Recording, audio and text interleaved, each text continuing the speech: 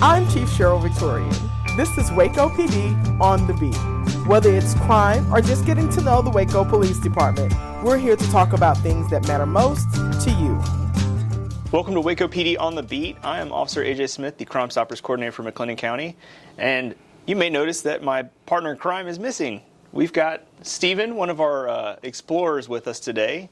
So Stephen and I are going to introduce, and then Sierra is going to cut in, and we're going to have a couple different interviews for exhibitors and different folks to come check out tomorrow at the Crime Prevention Summit. So Stephen, tell us about yourself and about the Explorers program. Well, my name is Stephen Torres, as you may know. I'm 18 years old. I attend Waco High. The reason I wanted to be an explorer was because I was raised in a predominantly, I'm not going to say anti-police household, but more in a household that didn't necessarily respect law enforcement and were like, oh, you see them, they're only going to, hurt minorities, and that's all they want to do is genocide us. So being younger, I believed it, and so when I got a little older and I started to think for myself, I decided that, I'm going to see the other side of it. And here I am now, a lieutenant. Okay, so you're a lieutenant with the Explorers. Yes, sir. What does that mean? It means our rank structure is we have a captain, and then we have a lieutenant, and then we have 2 sergeants, and then the rest are just explorers. I'm the second in command, so when the captain's not here, I take control over the thing besides Officer Martinez and Officer Smith here. But then I take control over it, and I make sure that everyone's following directions, orders, and stuff like that. Awesome. So that's probably why you got picked for the interviews, because the captain's not here tonight? Yeah, probably. Yeah. But hey, you've got experience with interviews. You've done some cool things with the Explorers. So what is the Explorer program for people that may not know? So the Explorer program is funded by Learning for Life, Boy Scouts of America, for people, boys and girls, ages 14 through 21. Basically, what I like to say is it teaches you how to be a responsible young adult, law-abiding citizen, and you get to do some cool things in it as well. Heck yeah. That's very fun. That's a good description of it. So you guys are going to be at the Crime Prevention Summit, right? Yes, sir. You're going to be helping out, and then some of you guys will have a booth if people are interested, right? Yes, sir. So who can apply? Who can look into it? Really, honestly, if you're really any kid between the ages of 14 through 21, and if you have any more questions, then you got to call Martinez on that one. But if like a kid wanted to meet with you, someone high school to 21, look for you in a shirt similar to this on Saturday? Yes, sir, they can. What got you into the Explorer program? How has your opinions or your thoughts on police been impacted by your involvement with the program? Well, I can honestly say that being, to the naked eye and to the untrained eye, many police encounters that may be recorded, to the untrained eye, many people may not understand it. But being in this program has helped me look through and be like, okay, well, this was necessary in order to prevent this from happening, or he did this because this was going to happen. And it just changed my outlook on it, because I was able to see that, it's not only about chasing criminals and running lights and sirens down the side of the road. It's more about paperwork and sitting through long seminars and, just overall, just more into depth about it. Not only about, and it's not all fun and games sometimes. I've been to 2 police officers' funerals now, and I can say those are one of the hardest things you can go through. Definitely. And I'm not even in law enforcement yet, so. Yeah, but I mean, you're involved. You're here every week. You're here probably a lot more than that, because we always get you guys on board for volunteering for things. What are some things that you've done through the Explorer program? That's a lot. That's a lot. I can honestly say the things that I've done is just, engage with the community a lot more. Help with, like the police memorial run. Yeah. Help them. Help a lot of people with, helping a lot of people who may not see, we're involved with the community a lot. And, one of the things that I have done is, just being there and showing everybody that, a face like mine can get involved in stuff like this. Awesome.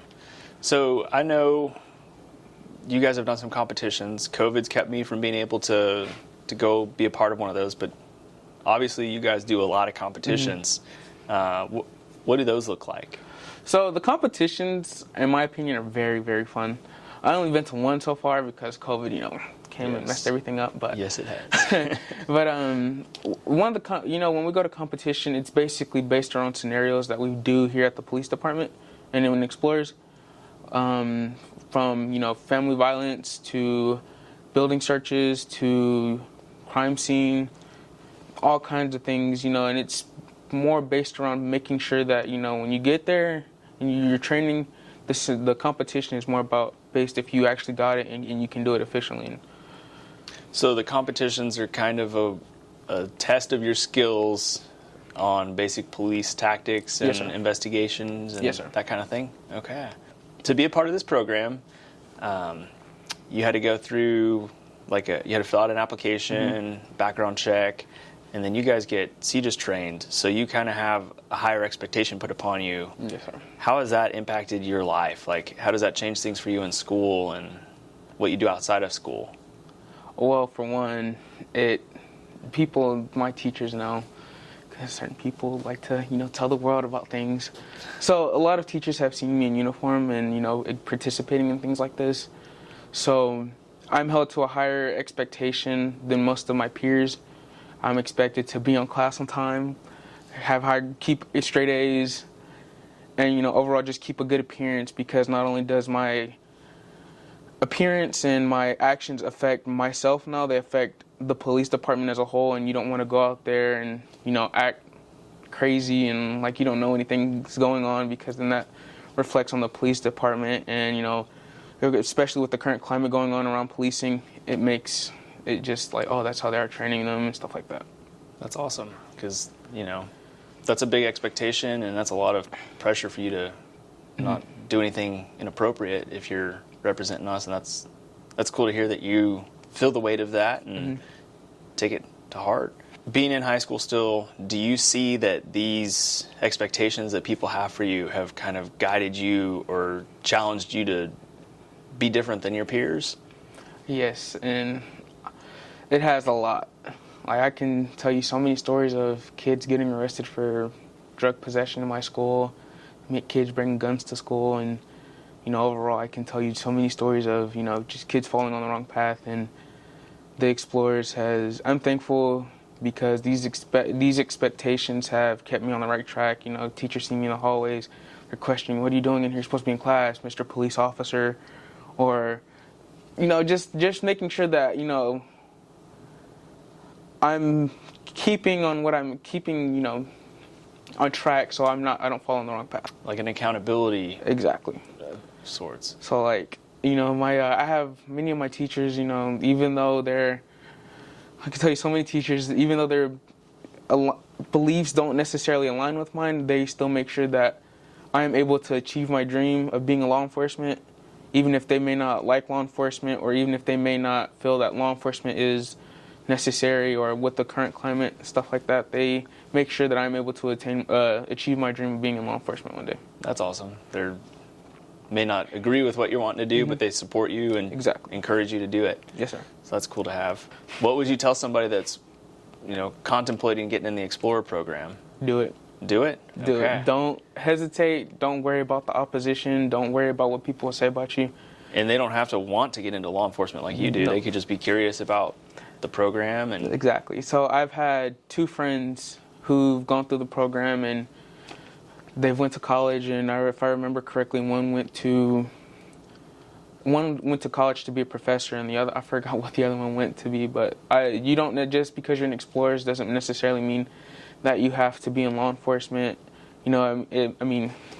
If you did, it'll help you a lot. It'll push you through a lot more, but it doesn't necessarily mean you have to be in law enforcement. Just like JROTC doesn't mean you have to serve in the military. Okay.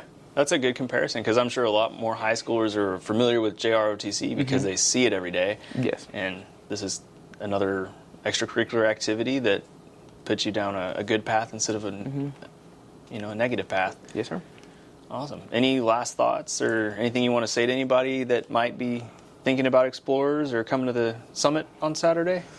Ask as many questions as you can. Okay. Because there's a lot of valuable information that you can gain from just talking with people, explorers, police officers, because there's a lot of our explorers here come from many different paths, and at the end of the day, we're all here for each other, and regardless of our political beliefs, regardless of our backgrounds, regardless of our economic status, regardless of anything. And there are a lot of police officers who are exactly like that. They're still brothers and sisters in blue at the end of the day. Heck yeah. And something that I've noticed watching you guys, even when new people come on, it doesn't take long for you guys to click and become a very tight-knit group and, start poking fun at each other and holding each other accountable. There's a couple things like putting your hands in your pockets you're not going to be allowed to do if you do join the Explorers. And they're going to call you out before Officer Martinez and I ever notice it. And certain words. Yeah, it's awesome to see that bonding between you guys. Yes, so I highly recommend the program for anybody with a kid or a child that's between 14 and 21, or anybody that's got questions about law enforcement that's a young adult. Definitely come check out the program. And if you don't have any more thoughts for us, I'm going to say, and Sierra's probably going to say it a couple times after me, and I know I'm going to say it again later, but come meet us and talk to us at the Crime Prevention Summit at Knox Hall on Saturday, tomorrow morning, or really all day tomorrow. Come check us out, come meet with us, and learn some crime prevention techniques and see some of our fantastic exhibitors we're going to have. Well, it's that time of year again, and it's the time where we search for new recruits to join our police department team. The Waco Police Department's civil service test is scheduled for March 19th. This is a day where a written and physical test is complete that you have to pass to start the process in becoming a Waco police officer. Before the civil service test is taken, you must complete an online application that you can find on our website, wacopolice.com. The deadline to complete that application is March 1st. And for any questions, you can call our personnel unit at 254-750-7510. Thank you, AJ. Now we are here with Sergeant Zaboral, who you guys might remember. He came on our very first episode of Waco PD on the Beat. So welcome back. Thank you. Yes, we appreciate you. And it's kind of shocking, like, oh, really, you're going to have the same person back, more than once? But yeah, we are. Because I'm super awesome. You're super awesome. And also, people are still burglarizing vehicles. And so he's going to be at the Crime Prevention Summit on Saturday, 9 a.m. to 4 p.m., and you're going to be giving a little presentation on BMVs, which is, what's BMV stand for? Burglary motor vehicle. Okay, yes. Good. Now we got that out of the way for people to know. So, talk a little bit about your presentation. What are you going to be doing? So not just breaking into cars, but homes, buildings, storage facilities, theft in general, and stolen vehicles, and what constitutes a vehicle. And we're going to cram a lot of information in a short period of time. Yeah, these presentations, they're about 30 minutes long. So, but it's really good that these presentations are happening. I was excited to know that you guys would be coming out and giving different topics. Why is it so important that you come out and you be a part of this? Because we, Waco Police Department, care about our victims, and I don't like bad guys. I don't like thieves. And I want to help you guys protect yourselves. It also reduces crime, and it makes my job easier. I like an easy job. Yeah. Now, I know we've talked about BMVs before, obviously, very first episode we had, and burglaries in general. It's not stopping since we've talked about it. Actually, in the month of January, unfortunately, crime's gone up a little bit in that department. So I'm just being notified of that. Come on, you see the cases that come in. I do. You have a lot. I see them on your desk. Yes. You've got a stack of them. So, just talk about how it doesn't stop. There's no end to this. There's not. The bad guys are going to keep victimizing people who are allowing it to happen. Crimes of opportunity are out there everywhere, and we want to try and thwart that and keep them off the streets and keep them from taking your stuff. Yeah, exactly. So that's why the big push for this Crime Prevention Summit is to prevent that crime or deter it from happening, And so why is it so important, or what can some people do to, prevent maybe their car, their home being burglarized? Oh, dude, you're totally taking away from the thunder of my class. Oh, okay. Only give me just a taste. A little taste. How about locking our vehicles or removing valuables out of our vehicles. Just because you think it's hidden, it's not hidden. The bad guys will get in your car and get your stuff quicker than you can imagine. Yeah, it's the simplest thing, too, that people don't realize. Like you said, locking your car, locking your door. Why don't people do that? I mean, people get in a hurry. People a lot of times don't think they're going to be victims. It's not going to happen to me. It's somebody else. Well, crime doesn't care. They're going to hit anybody and everybody. No. And how often would you say that you're seeing cases come to you in your unit? Oh, daily. I mean, multiple cases daily. And that's just all burglaries, cars, homes, buildings, all that, plus stolen vehicles. Right. Please don't leave your car running and unattended. Running and unattended. How often does that happen? A lot. Really? And I have some actual case studies I'll be presenting in the class and what has happened to those vehicles since then. Okay. So do you know, I don't remember what time your class is, do you know? So I've got the same class twice. I believe the first one starts at 10, from 10 to 10:30, and I believe the second one is from 2:30 to 3. Okay, very good. So you'll be doing it twice. That'll be exciting. So those who can't come in the morning might be able to come in the afternoon. Yep. Bring your family. I'm going to bring my little mini-me with me, my son. He's 14, but so he's going to be there, and there's going to be a lot of great vendors from what I understand. Yeah, we're really excited. And why did you want to be a part of this event? Man, anything to reduce crime, to educate the public, help me, help you, help me. So, yeah, I mean, it's just, I don't like bad guys. I don't like thieves. And if this will help you guys, let's do it. Right, absolutely. Now, you mentioned crime of opportunity. What, the community member here might not know what that means. What is a crime of opportunity? So we see a lot of burglaries from vehicles where I just have in plain view of my car a laptop or some valuable, and the car door is unlocked. They're just going to walk by, check the door handle. Oh, hey, there we go, and they'll just take it. Or weed eaters sitting in the bed of a truck or on a trailer, not secured. They're just going to grab it and walk off and just get you when they can. Yeah, I will say that ever since I started here at the department, even in the mornings, it's been cold in the mornings. People like to run their cars. They like to heat. They like to warm them up. Yes. Come on. Yes. We can't do that now? No. Oh, you can, but you risk losing your car. Yeah. And I show a good picture of what happens to one that they warmed it up before they were leaving work at night, and what happens. And situational awareness is a big thing, and I know a couple of officers are doing some presentations that are going to cover situational awareness, being aware of your surroundings. Yeah, we have multiple presentations that will be over, human trafficking, and we're also going to be, you will be there for the burglary side of it. We've got a lot of different presentations that you guys are going to be able to join. Usually all of them are going to be about 30 minutes long, be all day. If you guys and everyone else presenting at this summit, I think a lot of people are going to get a lot of information they don't even realize is so easy to, like you said, just bring your laptop inside. Don't put it underneath the seat or hide it or put a jacket over it. I mean, if I see a jacket in the back seat, odds are something's under it. Something's cool is under that, right? Especially holiday seasons when you're Christmas shopping and leaving those packages in plain view in your car, lock them in your trunk. Just don't give them a reason to look in your car. Right. Now, I know, of course, we say the holiday season usually is kind of when it picks up, but for you, as far as burglaries go, it's kind of an all-year thing, right? Yes, year-round. We can always tell when the Baylor students are in session during school because they pick up then.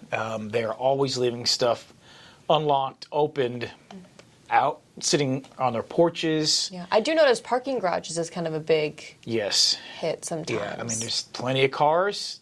Bad guys know Baylor kids have money or their parents have money, and they're always going to have cool little gadgets and gizmos in there.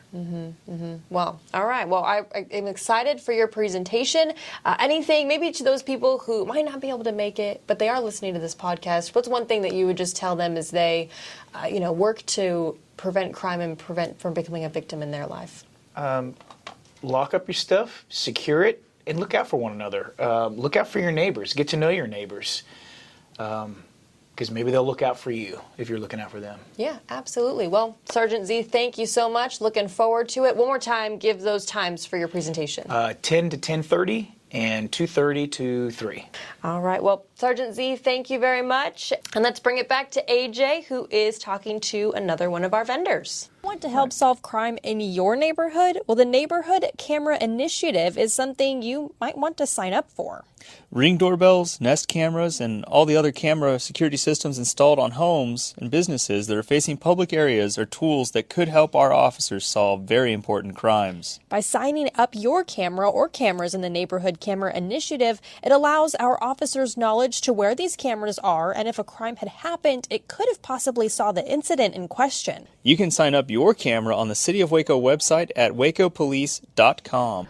Hey guys, this is Officer AJ Smith, Crime Stoppers Coordinator for McLennan County, and today we've got one of our exhibitors for the upcoming Crime Prevention Summit tomorrow, and this is JT Bice with Knox Technologies, and he's going to talk to us a little bit about what you do and Sure. how that affects our community. Yeah, absolutely. Yep. So I think that we're very excited to participate in the first annual crime summit, or crime prevention summit, I guess I should say. We're very excited to participate in the first annual crime prevention summit. So we're all ready to go. We're going to have a team of about 4 or 5 guys over there on Saturday. Awesome. So what exactly are you guys going to be showing off, talking about, and kind of give a little rundown on what your company is? Yeah, sure. So Knox Technologies is a technology service provider or a managed service provider. We've been called both, but we support the IT infrastructure, software, and general support topics from users for companies that don't have their own IT staff. So that covers everything from simple things like my printer doesn't work, all the way to doing the preventative things like what we're talking about today with regards to cybersecurity. Okay, awesome. How did you get into that? I've been in technology for about 20-something years. Got my start working for a Department of Homeland Security contractor after 9/11. There was a lot of money floating around in that market space, and then moved on from there and actually ended up at SpaceX. I ran IT for SpaceX and McGregor for a few years, and then left there and started Knox, and we are. This is our 6th year of operation. Awesome. Well, congrats on 6 years in the business. That's awesome. Thanks. So what kind of, without talking about everything that you'll have there, Sure. And entice people to come tomorrow, what kind of things can you talk about that you'd be bringing, and how that can help the community? Yeah, I think that a lot of the discussion topics that we're focusing on are around kind of more household cybersecurity risks. I think that that's mainly the focus of the summit, that I can tell anyway.